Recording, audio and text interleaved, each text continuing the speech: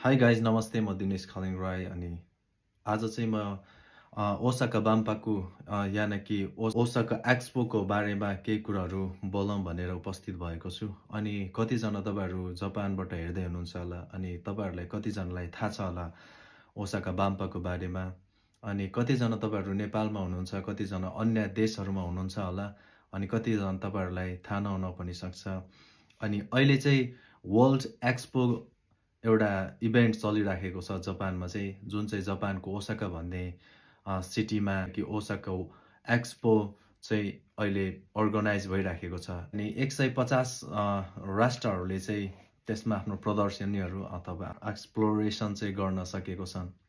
त्यो खुसीको कुरा चाहिँ हाम्रो नेपालले पनि त्यसमा चाहिँ पार्टिसिपेन्ट हुन सकेको छ। वर्ल्ड एक्सपो चाहिँ एउटा यो चाहिँ इभेन्ट हो खासमा चाहिँ, यो चाहिँ केही समयको लागि, यो चाहिँ केही कुराहरू प्रदर्शन गर्नको लागि। यो वर्ल्ड एक्सपो भनेको चाहिँ खासमा वर्ल्ड एक्सपोजिसन हो खासमा चाहिँ। अनि यो इभेन्टमा चाहिँ खासमा आफूले इनोभेसन गरिराखेको, आफूले अनि एचिभ गरिराखेको स्पेसल कुराहरू चाहिँ यसमा चाहिँ यहाँनिर प्रदर्शन गर्न पाइने अथवा प्रदर्शन गर्नुपर्ने यो चाहिँ एउटा इभेन्ट हो। नेपालीमा भन्दाखेरि चाहिँ यसलाई चाहिँ विश्व प्रदर्शनी महोत्सव हो एउटा।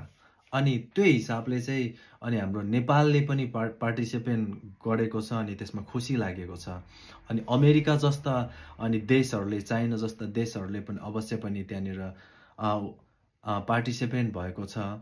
अनि यसको अलिकति हामी यो वर्ल्ड एक्सपोको बारेमा हामीले यसको हिस्ट्री हेर्दाखेरि चाहिँ जापानले चाहिँ 1970मा पनि खासमा चाहिँ यो वर्ल्ड एक्सपो एउटा अर्गनाइज गरेको रहेछ। अनि जुन चाहिँ एसियाकै पहिलो कन्ट्री हो खासमा जापान चाहिँ यो वर्ल्ड एक्सपो यो अर्गनाइज गर्नेमा चाहिँ, त्यो पनि हामीले देख्न पाउने रहेछ।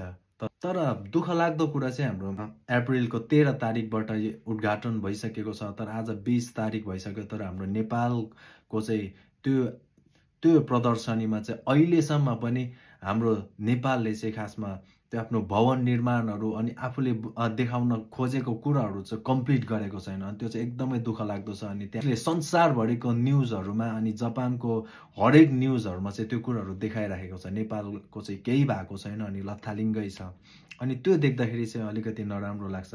तर त्योभन्दा पनि खासमा खुसी लागेको कुरा चाहिँ जे भए पनि हाम्रो नेपालले पनि त्यो 150 राष्ट्रहरू मध्येमा एउटा हाम्रो नेपाल पनि हो। त्यो हिसाबले चाहिँ खुसी लाग्छ, हामी खुसी मान्नुपर्छ, गर्व गर्नुपर्छ। अनि हरेक राष्ट्रहरूले चाहिँ एकदमै आफूले इनोभेसन गरिराखेको टेक्नोलोजीका कुराहरू देखाइराखेको छ। अमेरिका, चाइना, जापानको अनि नयाँ